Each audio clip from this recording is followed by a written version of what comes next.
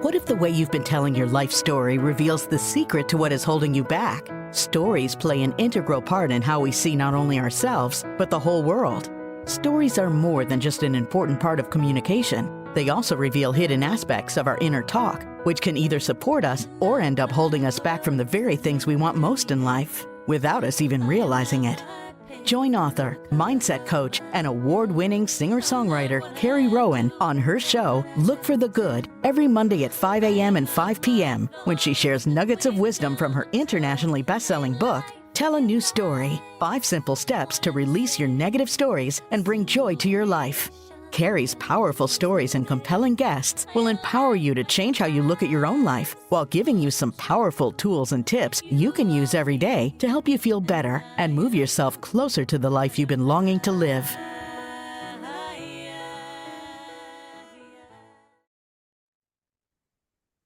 Hello, everybody, and welcome to Look for the Good.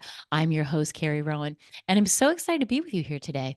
I'm a mindset strategist and coach, and you know I love sharing nuggets of wisdom about the stories we tell each other, and more importantly, the stories we tell ourselves. You can join me and my special guests as we share our personal stories of strength and triumph every week here on Dreamvision7 Radio Network. You can listen online, on your mobile device, in your car, or even ask Alexa to play Dreamvision7 Radio. And you can tune in every Monday at 5 a.m. and 5 p.m. to get real stories and real tips on how to turn your story and your life around. So join us and evolve with us as we unite humankind with universal love. And thank you, everybody, for tuning in today. Super excited. I cannot wait to introduce you to Nancy, waiting in the wings. Hello, Nancy. Hi. And before we do that, just a quick word from our sponsor. Do you ever get the feeling you're meant for more? Are you ready to unlock your full potential?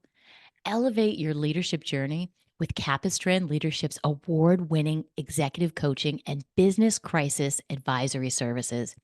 Their proven strategies empower you to conquer challenges and lead with confidence.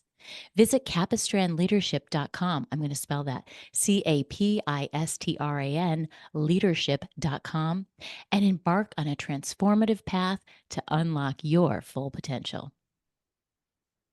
And everybody, we have Nancy here with us today from Capistran Leadership, and I'm super excited to welcome her on the show. Let me tell you a little bit about her. Nancy is an award-winning executive coach. She's a business crisis advisor and a Vistage Peer Advisory Group chair in Greater Boston. She's also an internationally published author, and her leadership book, hold on a second, drum roll, please. Open Your Eyes and Lead. Hardship and wisdom shape the best leaders in life. I love that. I love the subject matter. This is so up my alley, and she has the most incredible stories to share with us today, and I'm honored to have her on the show. Welcome, and thank you again for coming on, Nancy. Thank you, Carrie. I really appreciate the opportunity to spend some time with you. Absolutely. And as you know, everybody listening on Look for the Good, we love to do that. We love to find out how to look for the good, even in the darkest, murkiest moments of our life. Those are the moments you really do have to focus more, and you've got to have some tools and some tricks and tips in your bag that you can go to, some go-tos, because that little brain of ours, as we talk about a lot on here, is always working to, in its own world, keep us safe, right? But as we know, it's not necessarily keeping us safe. It's making matters worse. So when we can get kind of out ahead of that mindset and learn what our particular style is of how our body does that, how our minds do that to us, so we can look for that. And those very things can become our superpower when we understand how to rewire ourselves, how to redirect our brain to focus on what it is that we want in life, as opposed to what it's designed to do, focus on what is wrong.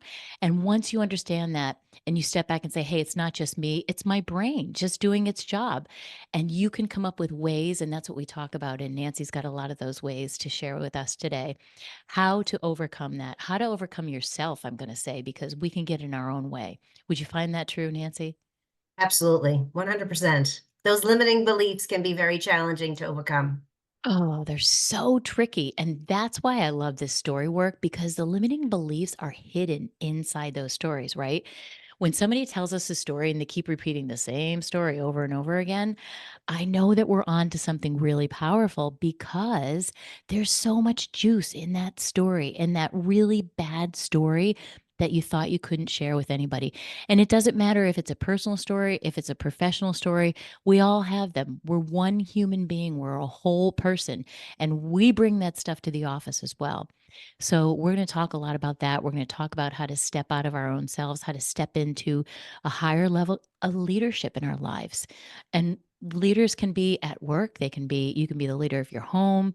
Leadership is a broad stroke of a lot of different things. So, and one of the things that Nancy and I talked about that I just love is the fact that we all have these choices, right? We can choose to let the mind drive us into the place we don't want to go, or we can step up and make a choice to say, hey, you know what? I'm going to learn more about this so that I can direct myself in this way. Um, so I love what you do. Tell us a little unknown fact about yourself. There's so many awards on your bio. Like I couldn't even read them all. You are a superstar. So tell us a little something about you that most people don't know. Well, I would say I started off in my first grade of school with D's and F's. And because I was very sick as a child and I was on some trial medicine, I had very bad asthma and allergies. And so for them to stabilize my oxygen saturation, I was highly medicated. So I'd fall asleep in school. And so that is I went from having D's and F's in first grade, a big journey, but I graduated from Northeastern University with honors. So that was quite a feat for me. But I still have, when I try to do something like even writing the book, the thoughts that came into my head, your D's and F's, your D's and F's. Like that's how my head thinks, like, who's going to want to read a book from somebody who had D's and F's in first grade? And so sometimes we hold on to things from our childhood that really doesn't serve us well, but yet it's still that noise that we hear. That is such a powerful thing that you just said. It's so true. It's like programmed in there. It's just those are the little tiny stories that I talk about, the ones that we play over in our head that we don't usually share with other people. Those are the worst, right? Because nobody knows what's happening to us. We're kind of doing it ourselves, but it's our minds again. They're programmed to do that. And so, how did you get over that story? I'm D's and F's. Because that's, by the way, little side note, that's what happens to everybody when they go to write their book. I don't care how many letters you have after your name. We all go into the imposter syndrome. It just is a fact. So, how did you get over that and get through that and write this amazing book of yours? Well, I think, I had a friend who I was actually sick. I had a 4-year cancer journey and had 13 surgeries during those 4 years. And, it was kind of it's kind of like one of those moments that at the snap of a finger, your world stops and you're thinking like, all these plans that I had now have just stopped. Now I've got to figure out what do I need to do today to have a future. And I didn't know at the start of the journey that I would have that many surgeries. It was just how everything evolved.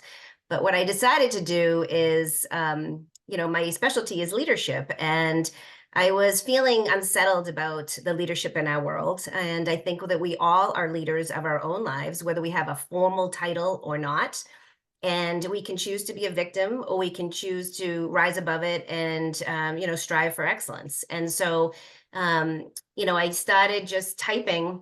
It was supposed to be just a blog. And then a friend of mine's like, well, what have you been typing? And I said, I'm just trying to put a blog together. It's on leadership. And I'm just really, it's really unfortunate the way the world is going. And I just thought if I could add some value in that, it would be a positive to help me in the time, when I wasn't highly medicated and feeling horrible, but I still had to rest. That's when I was maximizing my writing. And she said, oh, show me what you have. And I'm like, yeah, no, I don't, D's and F's is what I'm thinking. And Right. I was like, no, it's not ready for anybody to look at it. And she said, just send it to me. So I sent it to her. And I remember having really sweaty palms thinking, oh, I can't believe I'm going to show this to somebody. And so then she sent me a message and said, hey, let's chat. Can you jump on a call? And so I did. And I said, look, I know it's really bad, blah, blah. It's like all that negative stuff. It was just blah, just coming out. And she said, stop. And I said, what? And she said, this is excellent, like really excellent. And I said, really? She goes, yeah, the world needs you to write a book. And I'm like, oh, I'm not writing a book. No way. This is me. Like, no way. And she said, no, seriously, and I'm going to be your editor. And I was like, what? Wow. And then I mentioned it to a friend I was giggling to, and she said, oh, actually, there's somebody I want to introduce you to. Just have a conversation with him. And I said, okay. And I said, about what? She says, well, he's a book agent. I'm like, a book agent? Like, this is little old me. Like, what? And so I had the conversation. He's like, yeah, I think I can get you published. And I said, really? I said, well, I would love to be internationally published, because I feel like there's other parts of the world that could benefit from this. And I would love the opportunity to be able to help, broaden that awareness about, leadership and the stories that I have to tell. And he said, all right, that's what we'll work on. And sure enough, I got a publisher in the UK who launched my book at the biggest literary event in the world in Frankfurt, Germany. And I was just like, I kept looking at my husband and laughing, like, can you believe this? Like, seriously. And we just would laugh, like, this is just little old me. Like, this doesn't happen. It just organically happened. So when you say, like, how did you get out of those D's, D's and F's in first grade? It just happened, and it just kept moving forward. And I'm like, what the heck? So I just kind of rolled with it, and I kept typing, kept writing. And it evolved, and then it went on Amazon, and within 7 days it was hottest new release, which I was like, really? Wow. So it just kind of went on its own, and allowed me the opportunity to grow as a person, that maybe I did have something to share with the world. Wow. I love that. And kick that D's and F story right to the curb. That's amazing. And it's like, I feel like this, like when you get on the right path, on the path that you're meant to be on, because you have this feeling that you knew there was something more. And when you trusted in that, the universe just kept opening and opening and opening and opening the second you dropped that story about the D's and F's. Yeah, and it continued a little bit further, because I kept being asked to do an audiobook, because a lot of people don't have time. They like to listen to it in the car or what have you, or when they're working out. And I was like, oh, I don't even know how to start that. So I started researching, and I ended up having a speech coach, and I had a producer, and originally I was going to have somebody else, and I was kind of sampling out different voices that would be able to tell the story. And so I did like an A/B test, one for myself and one with somebody else, and I canvassed it with a variety of different people, and they all said, no, you got to do it. I'm like, who's going to want to listen to me doing an audiobook? Like, my voice, I can't stand hearing my own voice. Nobody And can. and so I said, all right. So I did it, and I went through that whole journey. And it's just, sometimes the toughest experiences that we have, the ones that we feel most uncomfortable, are really stretching us outside of our comfort zone, but it really adds so much value, and we learn so much about ourselves and what we're truly capable of. And to me, it was, a huge learning opportunity. I really put myself in, tried to do the best that I could. And I'm very thankful for the experience that I got from the whole thing. That's amazing. I love that. Stepping out of your comfort zone, right? Like I had this workout teacher one time say, get comfortable being uncomfortable, right? And Yes. that's right. It applies to everything in life. That's what it's all about, is starting to, and doing it anyways. That was the other thing that I wrote down, is because if you waited until you felt ready, you didn't feel ready. You're going to just like, okay, one person I'll show this to, you know what I mean? And all that, the weird shame and stuff that comes up. But you push through that, and then everything started opening because you stepped out into that. You stepped out into who you were supposed to grow into, right? And I feel like that's such a lesson. And to never wait. The other thing that I find a lot of clients of mine will say too is like, well, I'm just not ready. Imagine if you waited till you were ready to launch the book, it would never be launched, right? Yes, yes, yes. I actually had a situation just the other day, where I'm I'm trying to get onto a for-profit board, and to be on a board of directors. And I was talking to somebody, and I'm like, I don't think I'm ready just yet. And she's like, oh, you're more than ready. And I'm like, I am? She goes, oh, yes. And so sometimes it takes a friend or somebody that you Mhm. trust to be like, oh, no, you are, Yeah. and you need to Yeah. step into that.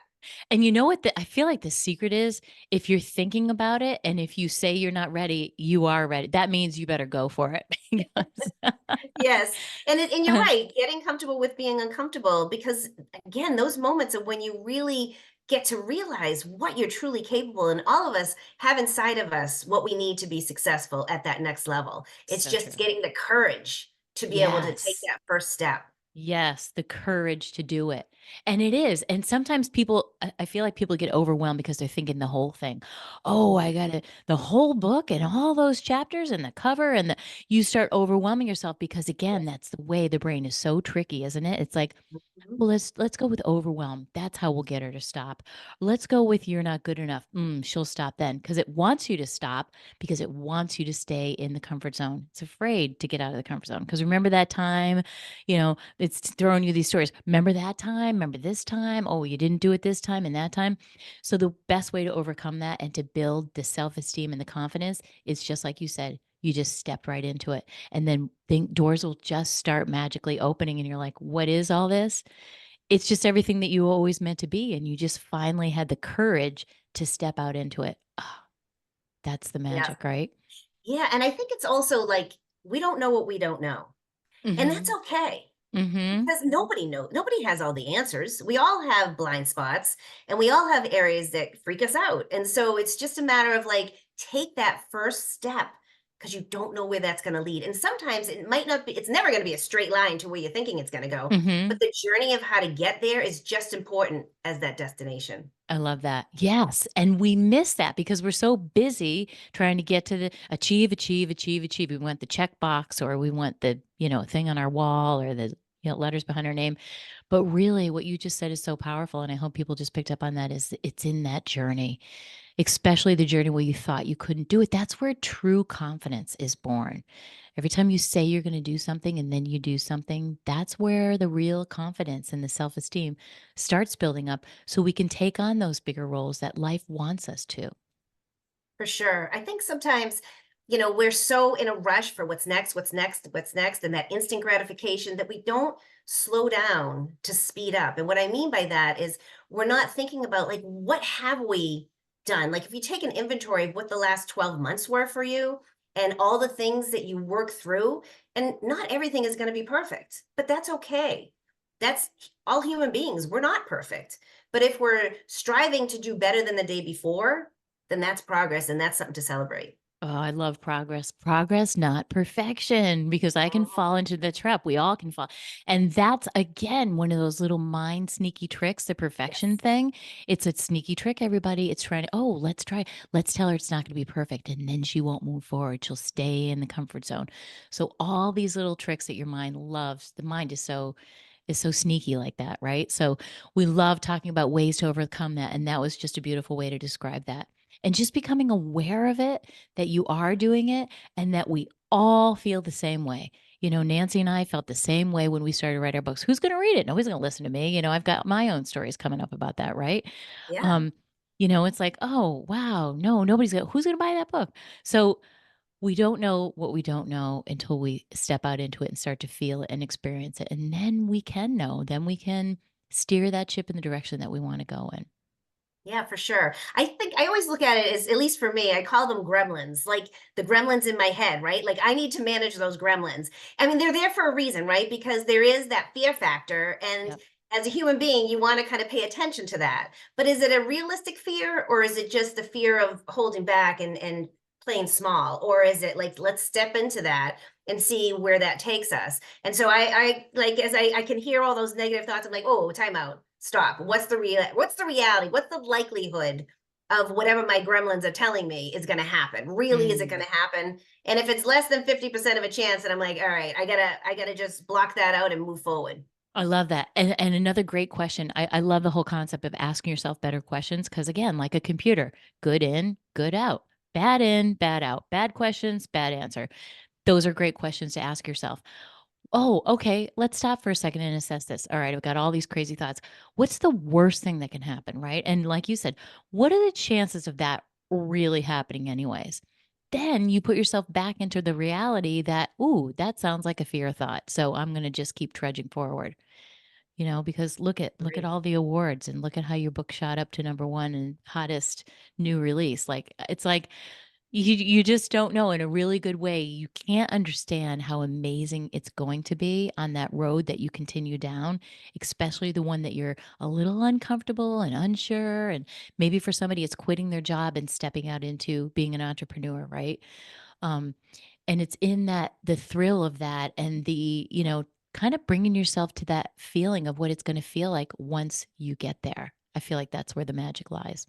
Yeah, I couldn't agree more. And I actually used to be in corporate America for a number of years. And I remember having these entrepreneurial thoughts. And I remember talking to my husband, like, this is what I'm thinking. And it's pretty risky. We have a family and a house, and I don't know.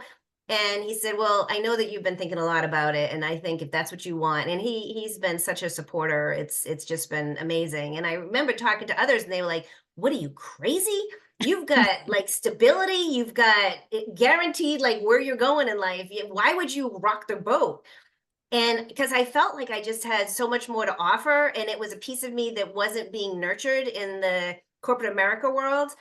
And it like just became stronger and stronger, and I started getting more clarity around it. And I finally, stepped off the ledge of corporate America into being an entrepreneur. And you know what? I learned a lot in corporate America, but I have never been so happy and fulfilled following my dream. It's not easy, but it is very rewarding. And it is just, it's magical. I love that. It's really true. And the very same story happened to me when I told everybody, I was just, right out of school and, yeah, that I'm going to leave to go be a singer-songwriter. Like, what? What? Wait, what? You're going to leave all that, the trips and the car and the company and you're a manager now and all the things, all the ladder that we climbed. And I always say that I leapt off the ladder and landed softly on my piano bench, and so went back to who I was as a child, like that inner thing in me that needed to be fulfilled. Because, when it comes down to it and you do, you think about, you fast forward your life and you think about when you're older, you're 90 or 100 sitting there, what are you going to regret? Because that's what they regret what they didn't do, not what they did do. So Right. what is it that you're going to regret? And for you and for me, it would have been not jumping off that, not taking that courageous first step.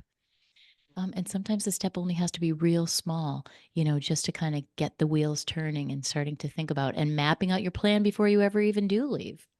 Yeah, I think that's so true. And even if you map out the plan, it doesn't always go according to plan, right? It's so true. And, I think that, reflecting back, like as a child, would I have imagined I would be where I am? No, because you kind of go through all kinds of changes, but each day you're learning more about yourself and you're figuring out what's really important and what is my authentic self.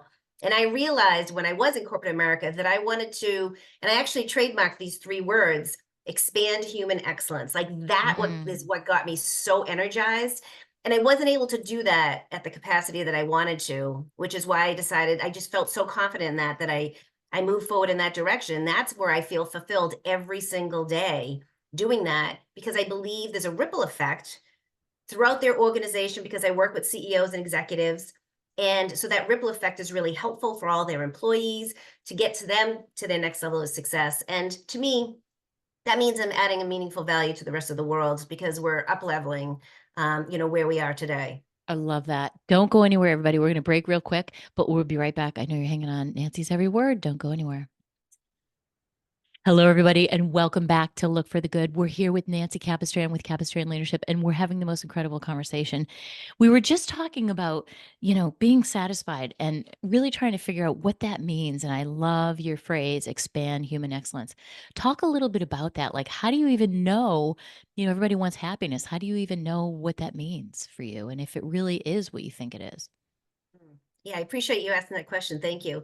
So I think, when I often work with people and I ask them, what does happiness look like for you? They don't often know. It's like deer in the headlights. And so we a lot of times unpack that to say, all right, well, where do you find your happiest moments? And what is it that you're doing? And oftentimes people take a job because it's a job, it's a paycheck, and they don't realize that they can do something that they enjoy and get paid for it. It's just a matter of getting clarity. And oftentimes you have to ask yourself really powerful questions to be able to get to the root of that. And sometimes you'll be like, well, I like this piece or I like this piece. And then when you can kind of put that together like a puzzle, then you've got a better picture of saying, oh, it's in this industry or it's doing these types of things. And I think especially for the younger generations, they're trying to figure it out. And it's confusing and it's frustrating and it's stressful. But I would encourage people not to give up on their dreams and not to give up on trying to figure it out, because when you get there, it is so rewarding. It doesn't mean that it's going to be easy every day, because it's not. Nothing is. Mm-hmm. But the joy that you feel when you're in that groove of doing the things you enjoy, it's really priceless. That's so huge. I love that because you might think, and I find this too when, I ask women, what is it that you love? We somehow lose sight of that as we get older because we do what we're supposed to. We do the shoulds and, all that stuff tends to weigh heavy on us. We don't realize it. Or we think it's the money. We look around us, society in this externally faced world. It's the money, it's the things, it's the new phone, it's the car, whatever. But then you get all those things, you check all those boxes, and you turn around and you go, but I still don't feel it, right? Exactly. It comes Yes. down to that satisfaction and joy, Joy is Hmm. different than happiness. Joy is more of an internal thing that you've done the work, you found your place. Happiness is fleeting. As soon as you get the car, you're like thinking, okay, what's the next thing, right? Yes, yes. I totally agree with that. And I also think that it has to do with, I think, character traits too and values that we have. Hmm. Sometimes people, because of pressure, maybe outside pressure, they may compromise some of the things that they hold true to them and themselves. And I think that makes it difficult to feel joy because they've, you know, kind of formed into somebody that maybe they don't recognize anymore. And you Mm, can get back to where you want to be. It's just putting the effort into making that happen. I love that. What would you give somebody the advice if they were not sure what that was for them? What would be the first little tiny step that they could take? I think it depends on the situation. I mean, I've talked with people that just said, I just kind of was on the treadmill and I just kept going, going, going, going, looking for the next promotion. And then all of a sudden I kind of looked up one day and said, how did I get here? I had somebody Mm, I was working with was a very well respected attorney. And that individual really wanted to, they said, I have to keep doing what I'm doing. I have to keep making this money because that's what my family expects. That's the lifestyle we have. But really what I'd like to do is open a pizza place. I would love to just open a small restaurant. I would have such happiness. And somehow I lost track of that dream. And so, it was like trying to figure out how, what do you do and what are some of those decisions? And so it really, oftentimes we don't respect our own happiness. And that's I think that interesting. that's so important. Respect our own happiness. I can say that I've never heard that phrase quite said like that. That's huge. Tell us a little bit more about that. I think sometimes we are so focused on, especially as women, making everybody happy around us. Everybody needs a piece of us, personally, professionally, and we lose who we are and what's important to us.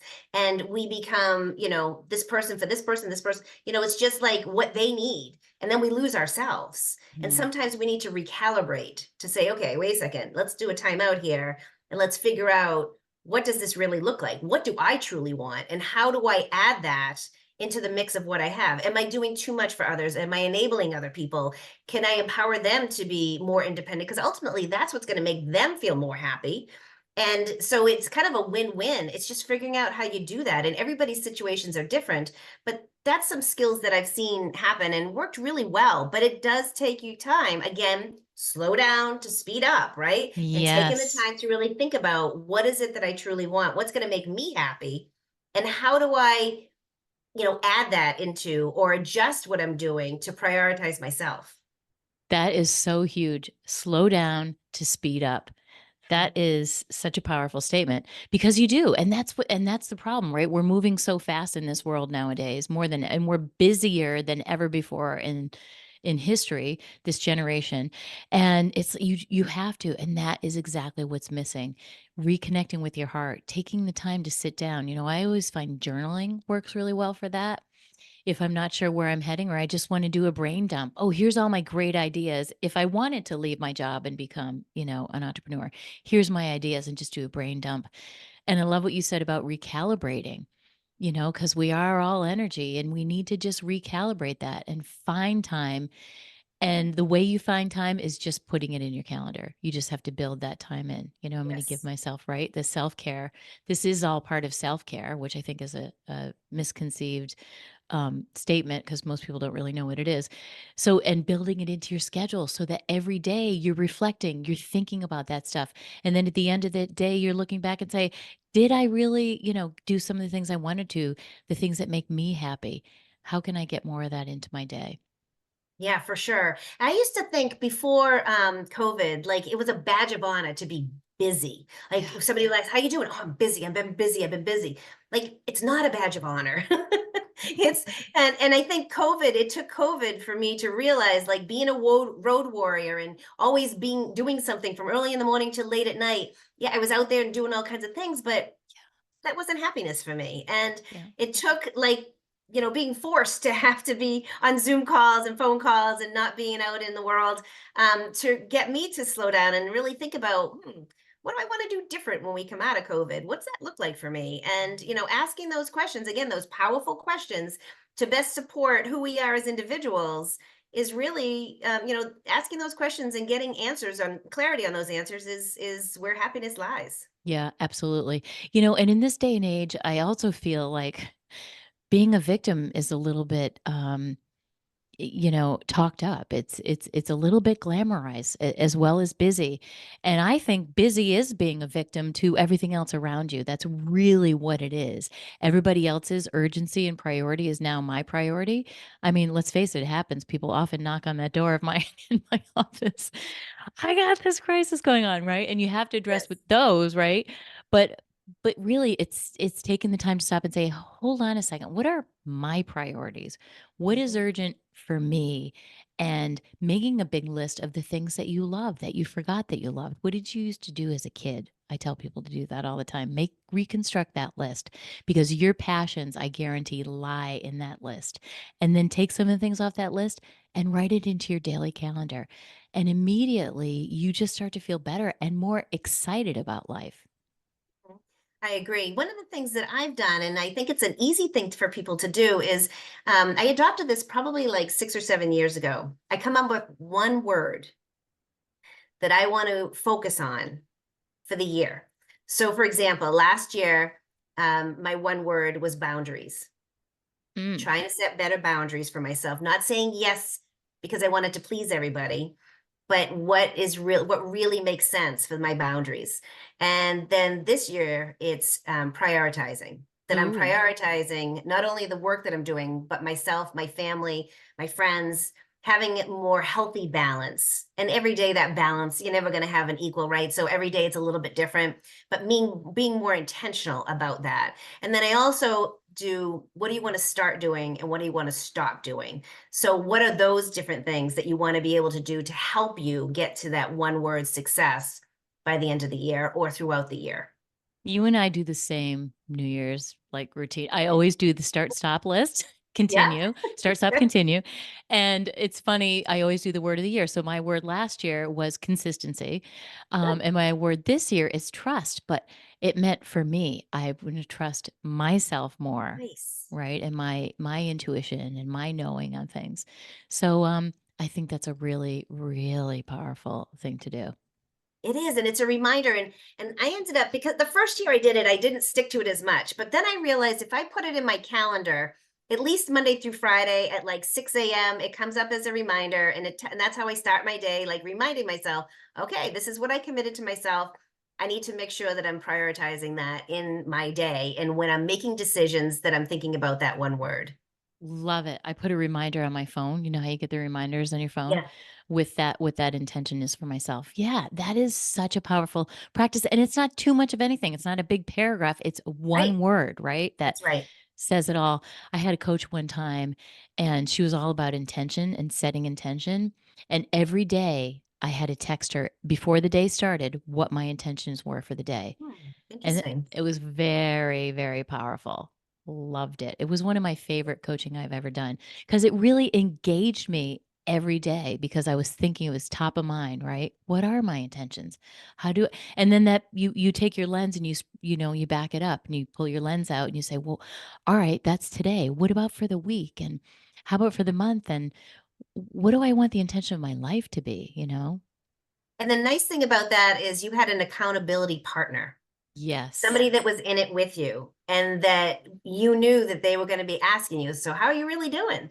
And I think that that's helpful when you have, somebody who's supporting you in a meaningful way, and maybe you do it for each other. Or, one of the things, sometimes I get too serious because I'm so busy and trying to get stuff done. And so I was at a conference a week ago, and one of the things they said is you should have a laughing partner. And And really? so yeah, so I called my husband. I said, will you be my laughing partner? And so now we just every day we try to make sure that we're giggling. We have a few moments of giggle, and that's always a healthy thing to do. And sometimes I forget about that, so we remind each other. I love that. A laugh partner. We all need a laugh partner, guys. Write that down that you're going to find yourself a laugh partner. Love it. All right, don't go anywhere. We're going to break real quick. We'll be right back with Nancy. Hello, everybody. Welcome back to Look for the Good. Before we get started with Nancy, I know you're hanging on her every word. Just a quick word from our sponsor. Do you ever get the feeling you're meant for more?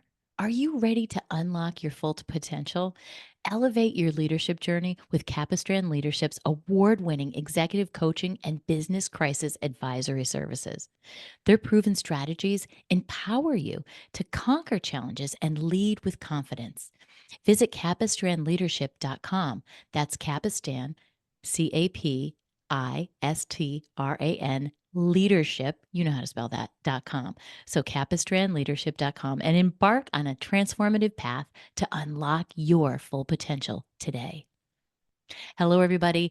And here we are back again. We were talking about so many incredible things, and I kind of really like where we left off. One of the things I was thinking about too that I really loved in some of the information that you sent me about yourself was that you feel like you have a PhD in street smarts. And if I could only get that for my kids, that is something that we only get from learning about life, right? And talk to me a little bit about that and how you learn not to be. We talked a little bit about victimship before, how you learn not to be a victim of your circumstances. Mm. I think it's about recognizing that. So, what I would say is in my personal and professional life, I've had a lot of bumps and bruises and learned a lot. I think that those are the times in my life where I learned the most. And I try to leverage those as best as I can. And I think that's probably why I became an executive coach, because I feel like, for the tough times that I've been through, if I can help somebody else to get there faster without having to go through some of those bumps and bruises, then I feel like it made my journey that much more meaningful, because I'm helping others to avoid some of those things. And I just think that that's it's a big piece of what makes the most sense, I guess, in how we get to that next level of success.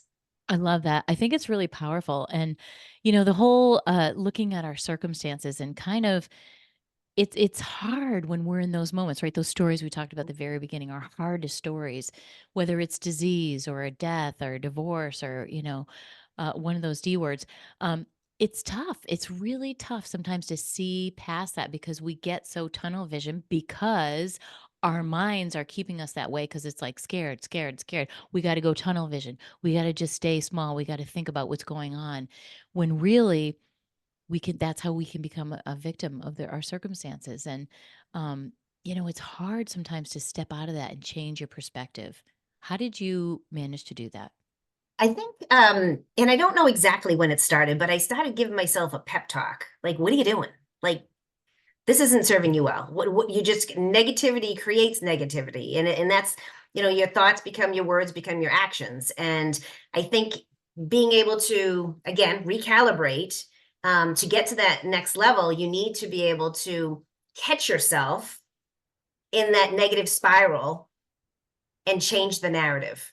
Yes. Oh, just a summary from my book. Tell a new story. That's the first thing you have to do is catch yourself, right? You have to become aware of it. I actually have my clients get a little notebook and we call it the story catcher notebook. And you start becoming aware of what your stories are, right? Because once you can stop yourself and go, wait a second, that's awful. What is that story? Like you did. I love it. A little pep talk to yourself. And when you start catching yours, the cool thing about that, right? Once you have that pep talk, then you become aware every other time you do it. it's what they call metacognition, right? You're becoming aware of you being aware and your thoughts because you know that it's Yes. going to be a chain reaction. So becoming aware of the stories that you're saying, those little things you're saying to yourself, going down those little negative rat holes, if you will. And when you're aware, then you will be like mid-sentence saying a story and you're like, oh, there's that story. Quick, I got to suck it back. I don't want to tell that story. And I think it's also, we talked about this earlier, is that we are the leaders of our own life. Yes. And we have to take control to do that in the most meaningful way for us. So when we play in that victim space, it's like we're proving to ourselves all this negative stuff. Well, if you think negative, it's going to be negative. If you think positive, you're going to get more positive. And just being able to, that awareness, right, to catch yourself doing that and figuring out, all right, what's that next baby step to be more positive? How do you do that? How do you squash that negativity and focus on something more positive? Because we all have things that we're excellent at. And sometimes, like when I found myself to be in kind of a cranky place, I'll do something nice for somebody else. Even if it's sending a text to somebody saying, hey, I was thinking about you. Hope you're having a great day. Miss seeing you. Let's get together. Or whatever it is. Or just wanted to wish you a great day. And I send them a picture of something in nature. Or I don't know, something. Yeah. Just to let them know I was thinking about you. And oftentimes they'll be like, oh, that was perfect timing. Thank you so much. I really appreciate it. I couldn't come at a better time. I was having a horrible day and you just uplifted me. So like then I feel good because I did something nice for somebody else. And kindness matters even more so today than ever before.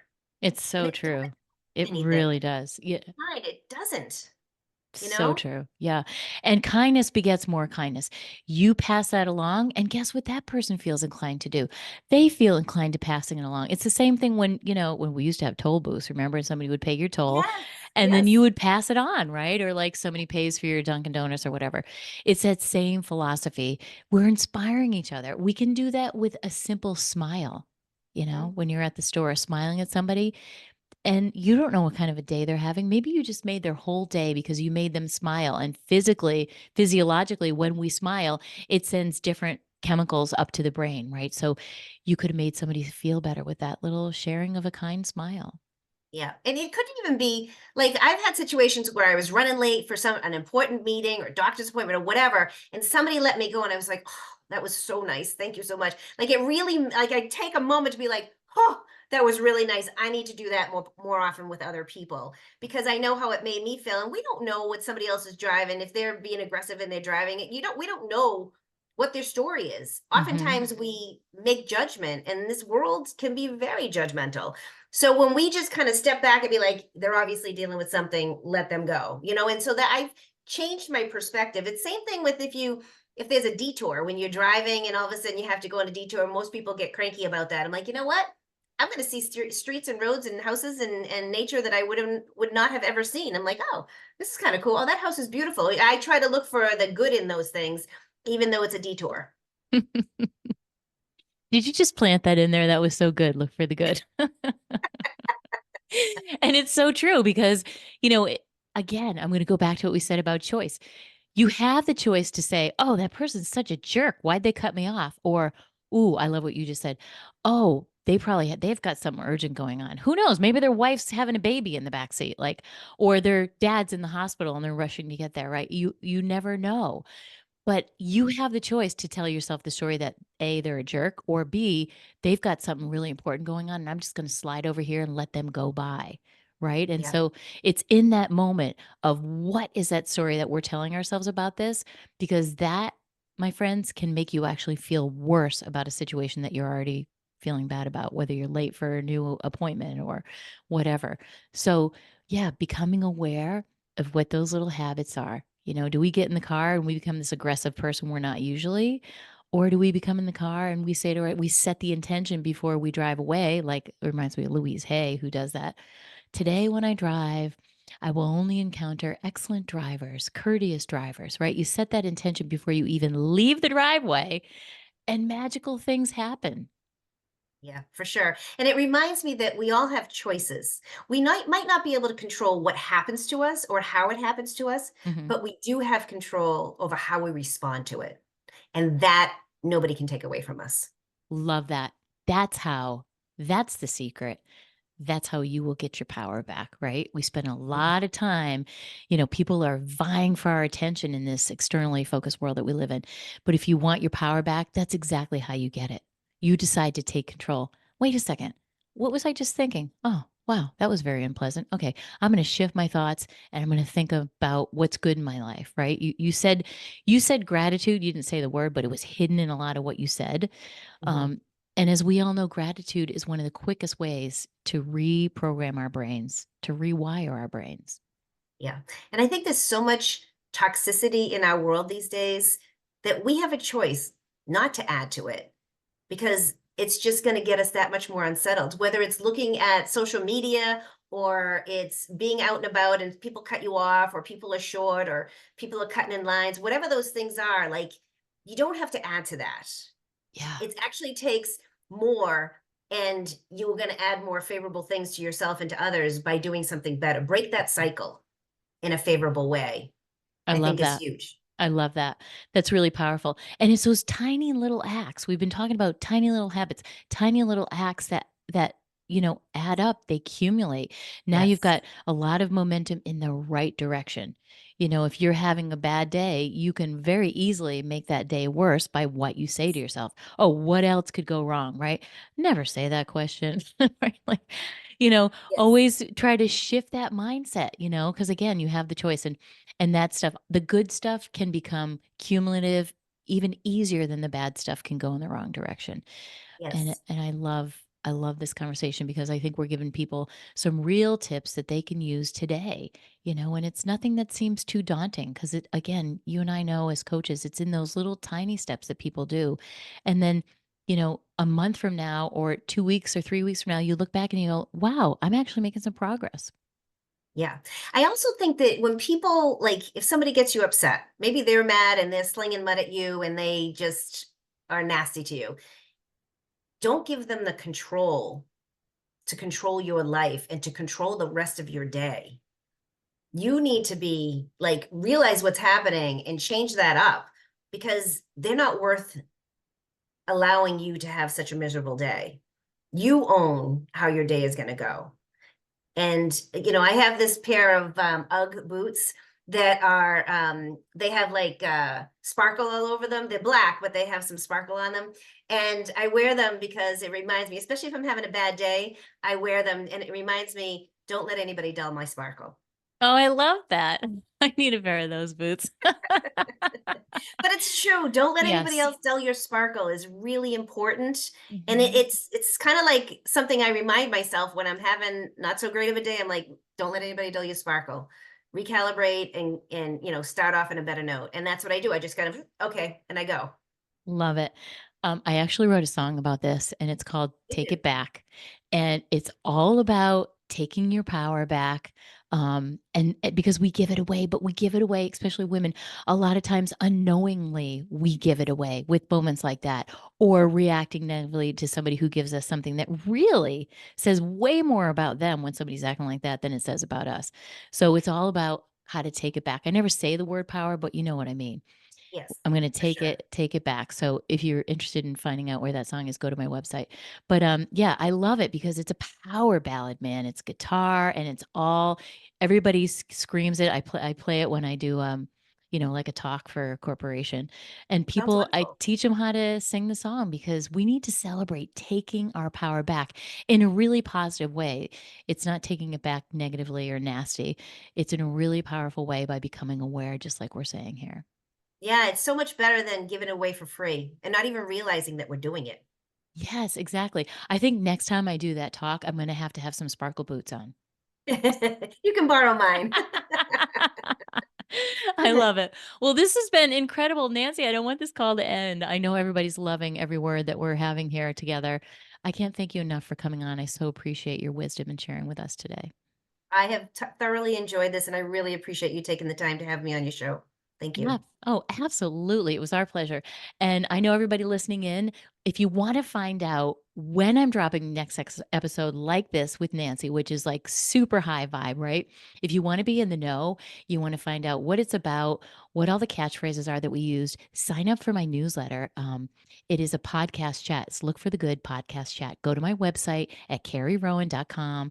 You know how to spell it by now.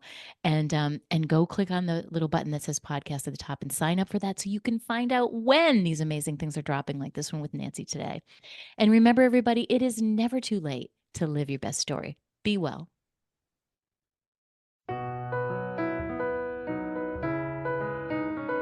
Thanks for tuning in to Look for the Good with your host, Carrie Rowan, best-selling author and mindset coach. Join us every Monday at 5 a.m. and 5 p.m. right here at Dreamvision7 Radio Network. If you weren't able to catch an episode, no worries. Just visit our website to find all the archived episodes of Look for the Good on demand, so you don't miss a thing. And remember, it's never too late to live your best story. For additional resources or to find out about how you can work with Carrie directly, visit carrierowan.com for more details.